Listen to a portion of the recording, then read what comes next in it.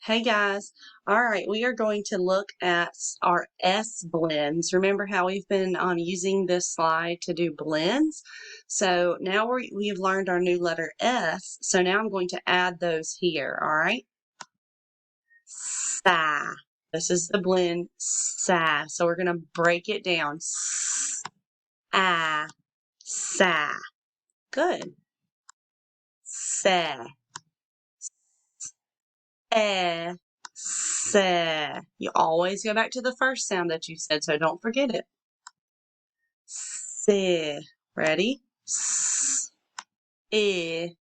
Si. Good. Saw. S. Ah. Saw. S. Ready? S. Saw.